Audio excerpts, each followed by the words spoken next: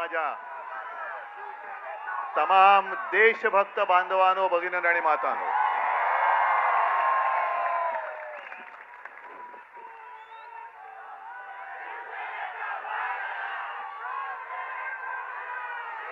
आता एक पोस्टर काहीतरी होतं.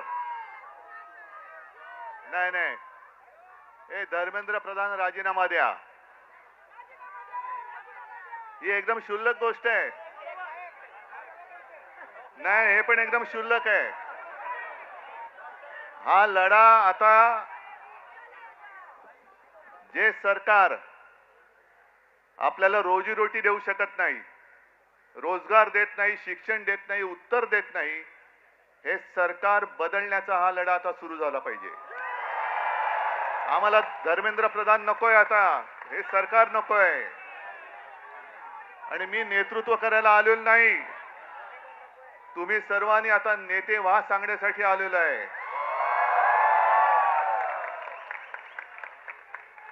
फक्त मला एक तुमच्याकडनं वचन पाहिजे.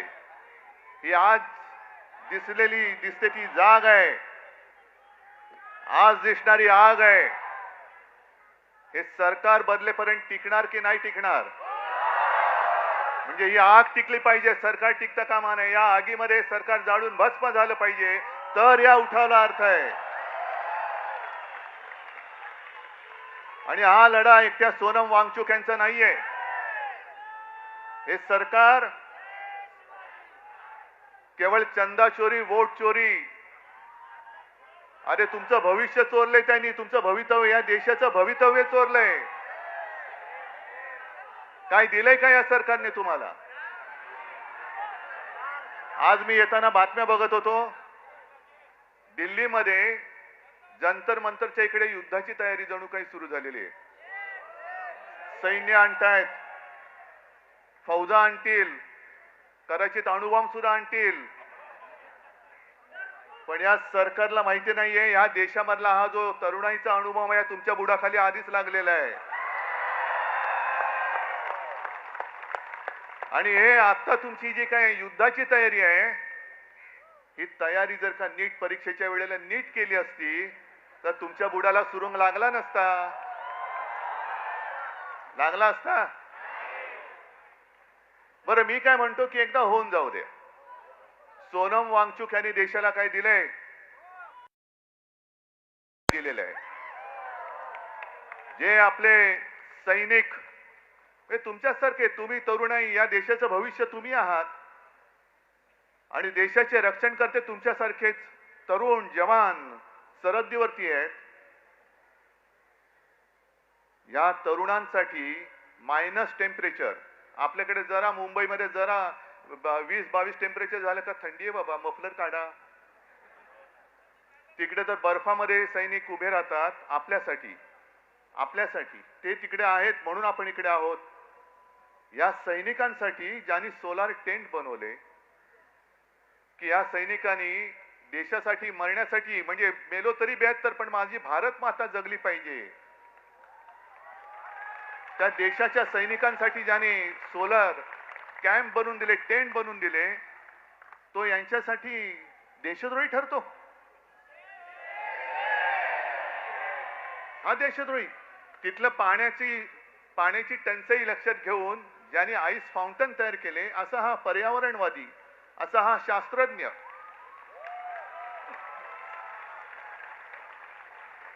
हा यांच्यासाठी देशद्रोही. मग नेमकं देशप्रेम आहे तरी कुठे? देशप्रेम कोण आहे? कुठे? यांचं देशप्रेम नाही. अदानीचे सगळे प्रेमी, यांचे सगळे उद्योगपतींचे प्रेमी आहेत. पण काल काही गोष्टी तुम्हाला कळल्या पाहिजेत. काल मी नागपूरला गेलो होतो मंदिर लुटीच्या विरुद्ध सगळ्यांना जागा करायला. आणि नागपूरमध्ये गेल्यानंतर साहजिकच आहे, कोणाचं केंद्र आहे तिकडे?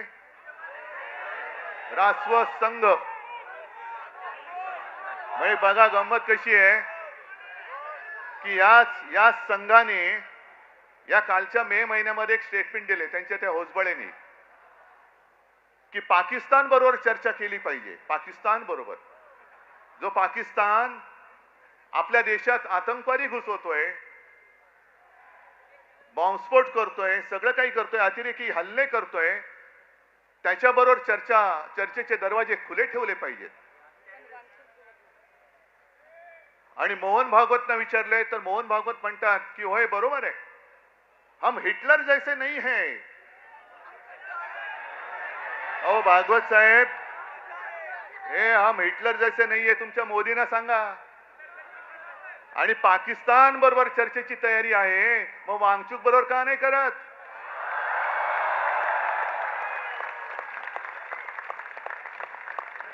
म्हणजे जो देश आपल्या सैनिकांचे बळी घेतोय त्याच्याबरोबर चर्चा, आणि जो माणूस आपल्या सैनिकांसाठी सोलार टेंट बनवतोय, अरे त्याच्या बुद्धिमत्तेचा वापर करून घ्या या देशासाठी. अशी माणसं होत नाहीत परत परत, अशी माणसं होत नाहीत. मग ही सगळं आहे जे काय बघतोय ना, आज सगळे तिकडे पोलीस फाटा वगैरे आणतायत, कोणासाठी आणताय? अरे एवढे घुसवा ना तर पाक व्याप्त काश्मीरमध्ये का नाही घुसवत तुम्ही? माझ्या नौजवान सगळ्या तरुण आणि या तरुणाई विरुद्ध तुम्ही आणखीन जे देशाच्या रक्षणासाठी सैन्यात जमा झालेले ते भरती झालेले तरुण वापरणार, म्हणजे तरुणांनाच तरुणाच्या विरुद्ध उभे करणार, आणि तुम्ही काय तिकडे जिलब्या पडत बसणार तर ढोकळा खात बसणार?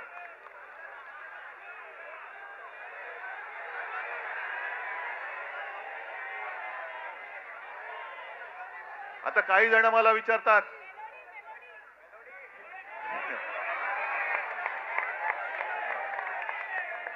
नहीं मेलोडी खाओ खुद जान जाओ, तो फिर मुझे बात करने की क्या बात है? आप जाओ उधर कोने पे मेलोडी ले लो और सब खुद जान जाओ, जो भी जानना है जान लो, समझ जाओ. मैं तिकडे चॉकलेटच्या गोळ्या आणि आमच्या तरुणांना बंदुकीच्या गोळ्या. नाही हे सरकार, म्हणून मी म्हंटल ना, आहोत ना आम्ही हिंदुत्ववादी आहोतच, पण कट्टर देशाभिमानी हिंदू आहोत. धर्माच्या आधारावरती केवळ शेंडी जानवाचं हिंदुत्ववाले आम्ही हिंदू नाही आहोत, आम्ही देशभक्त हिंदू आहोत. आणि म्हणून मी काल मोहन भागवतनं जे विचारलं की आज जे काही देशात चालू आहे हेच तुमच्या कल्पनेतल्या हिंदू राष्ट्रामध्ये बसतंय का? हे तुमचं हिंदू राष्ट्र आहे? हे हिंदू राष्ट्र आम्हाला अपेक्षित नाही. आमच्या हिंदू राष्ट्रामध्ये देशभक्ती ही महत्वाची आहे. मग तो कोणत्याही जातीपाती धर्माचा असू दे, जो या देशावरती प्रेम करतो तो आमचा आहे.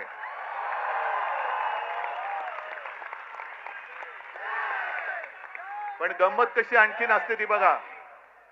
काही वर्षांपूर्वी, म्हणजे ज्यातनं भाजप सरकारचा जन्म झाला, अर्थात त्याच्यामध्ये पापी आम्ही सुद्धा होतो,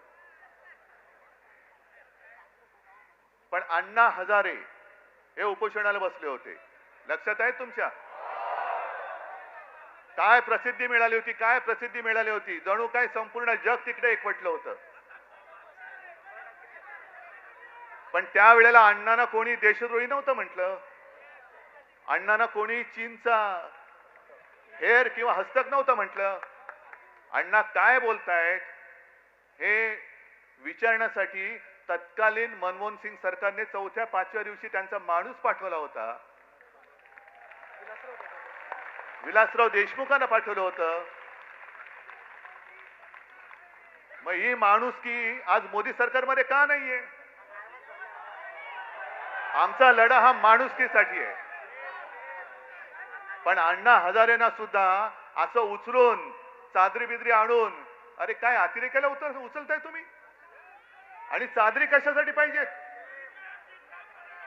मोदी सरकारला सांगतो की तुम्ही चादरीने वांगचुकना जरी झाकला असेल तरी तुम्ही सत्य झाकू शकत नाहीत. आणि तुमच्या पापावर तर पांघरून अजिबात घालू शकत नाही. तुमचं पाप उघड झालेलं आहे. किती झाका, तुमचा पापाचा कोंबडा हरवणारच आहे.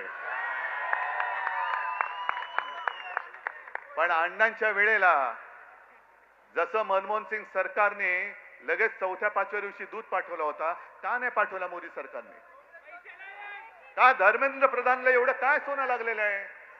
काय तरुण मुलांची आणि मुलींची काय मागणी आहे? एक तर शिक्षणाचा, स्वतःच्या शिक्षणाचा पत्ता नाही, त्याच्यामुळे शिक्षणासाठी किती मेहनत करावी लागते हे यांना माहिती नाही.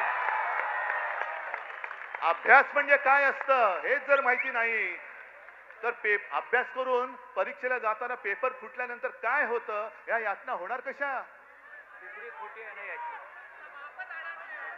नाही, आता डिग्री खरी का खोटी हा सुद्धा प्रश्न आहे. ती त्याच्यामुळे ह्या यातना आणि आज तुम्ही जर का बघाल तर तरुण मुलं मुली तर आहेतच, पण मी सोशल मीडियावरती बघतोय त्यांचे आजी आजोबा सुद्धा आलेले आहेत, आई वडील आलेले आहेत. याचं कारण असं की मला नाही शिकता आलं, पण माझ्या मुलांनी शिकलं पाहिजे, माझ्या मुलीने शिकलं पाहिजे. मोदी सरकारची जी घोषणा आहे, मुलगी शिकली प्रगती झाली, अरे पण शिकून परीक्षेला गेली आणि पेपर फुटला, तर ती मुलगी आत्महत्या नाही करणार, मुलगा आत्महत्या नाही करणार. मग एवढ्या मुलाने आत्महत्या केल्या तरी एक धर्मेंद्र प्रधान तुम्ही डोक्यावर घेऊन नाचताय. मग धर्मेंद्र प्रधानला असं काय सोनं लागलेलं आहे? बरं, अण्णा हजारेंचा एक विषय झालाच, पण या घराणेशाही बद्दल आणखीन एक सांगतो. आज सोनम वांगचूक उपोषणाला बसलेत तिकडे, पण सोनम वांगचूक यांचे वडील सुद्धा, त्यांनी सुद्धा उपोषण केलं होतं. माहितीये तुम्हाला किती जणांना? कोण गेलं होतं त्यांच्याकडे बोलायला? म्हणजे भाजपच्या लेखी हुकुमशाह असलेल्या इंदिरा गांधी सोनम वांगचूक यांच्या वडिलांना भेटायला लडाखला गेल्या होत्या, तरी हे तिकडे दिल्लीत राहून दिल्लीतल्या दिल्लीत भेटायला न जाणारे मोदी आणि शहा हे लोकशाही आणि इंदिरा गांधी हुकुमशाह.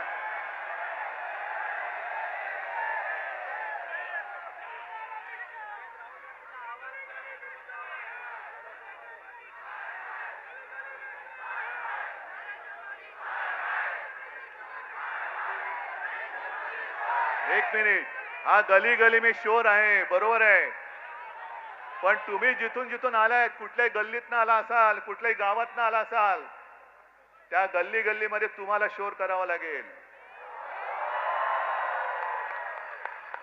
तुम्हाला आवाज उठवावा लागेल. मला जे प्रश्न विचारत होते त्यांना मी हेच सांगतोय की तुम्ही दिल्लीला जाणार का? हो, वेळ येईल तेव्हा मी नक्की जाईन, पण मी एकटा गेलो असतो तर फरक नसता पडला. आज हे सगळे एवढे जण इकडे जमलेत, अख्खा महाराष्ट्र आज तिकडे उभा आहे, आणि हे आंदोलन आता फक्त जंतर मंतर पुरतं मर्यादित ठेवायचं नाही.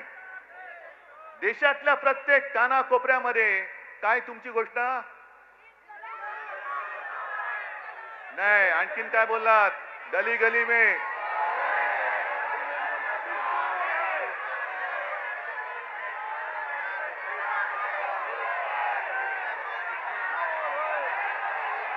बरं, आणखीन एक गोष्ट, इकडे महिला आलेल्या आहेत, इकडे बऱ्याचशा महिला आहेत. महिलांनी मला पटकन सांगायचं, आपल्या घरात जरा थांबा नाही, आपण साधारणतः आपण साधी माणसं आहोत.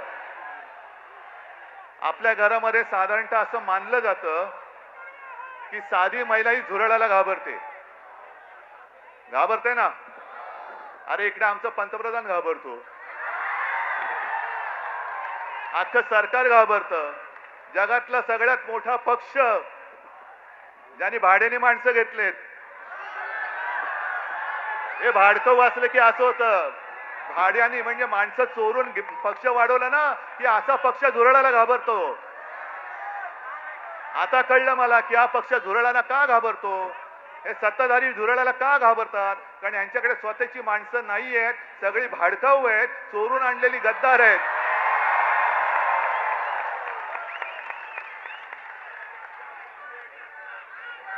पण आता आपल्याला एक गोष्ट ठरवावी लागेल. माझं या शिवतीर्थावरून मोदी सरकारला आव्हान आहे, आव्हान की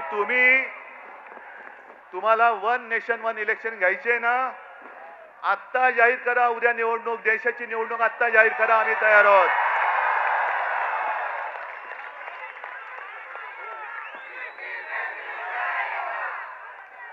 नेशन म्हणजे काय असतं, राष्ट्र म्हणजे काय असतं, या राष्ट्राची ताकद या माजलेल्या सत्ताधाऱ्यांना दाखवून देण्याची आता वेळ आली आणि संधी आलेली आहे.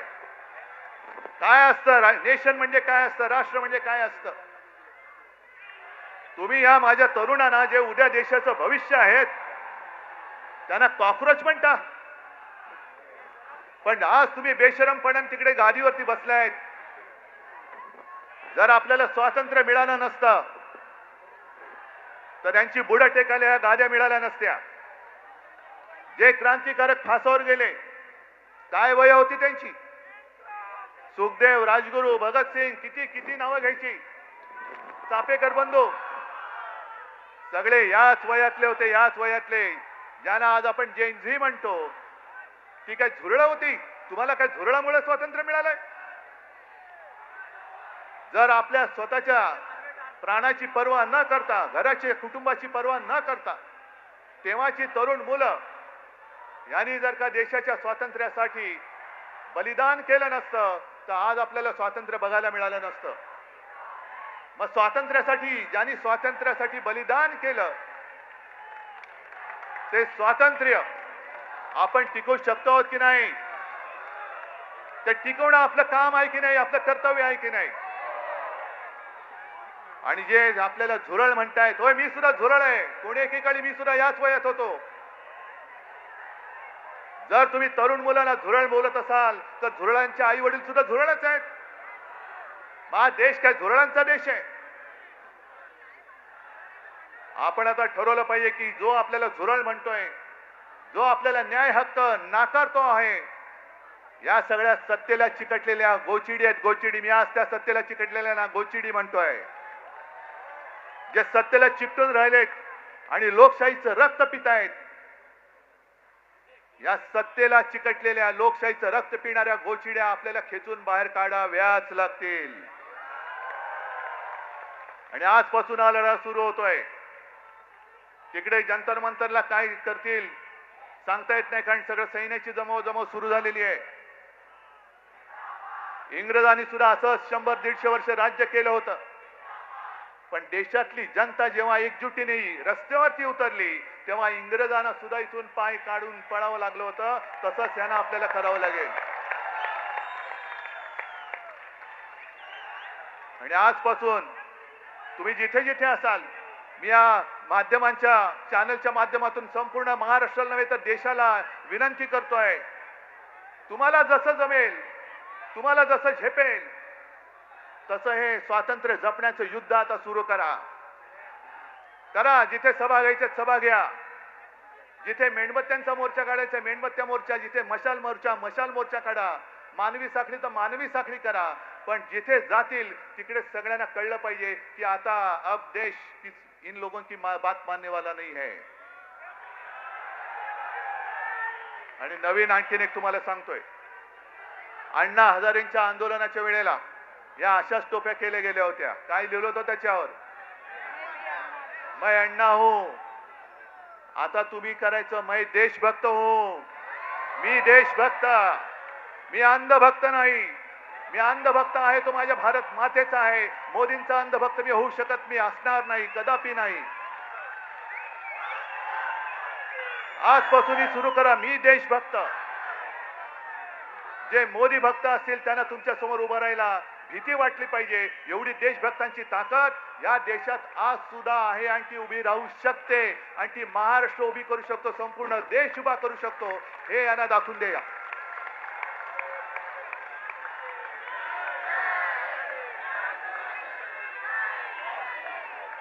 आज तुम्ही एवढ्या मोठ्या संख्येने आलेला आहात. मी म्हणतो ही ठिणगी आहे, पण एक ठिणगी वणवा पेटवायला पुरेशी असते. ती ठिणगी आज पडलेली आहे आणि देशाच्या लुटारूंना सत्ता भ्रष्ट केल्याशिवाय आता आम्ही स्वस्थ बसणार नाही. ही शपथ घेऊन आपण ह्या आंदोलनाला सुरुवात करूया. जय हिंद, जय महाराष्ट्र.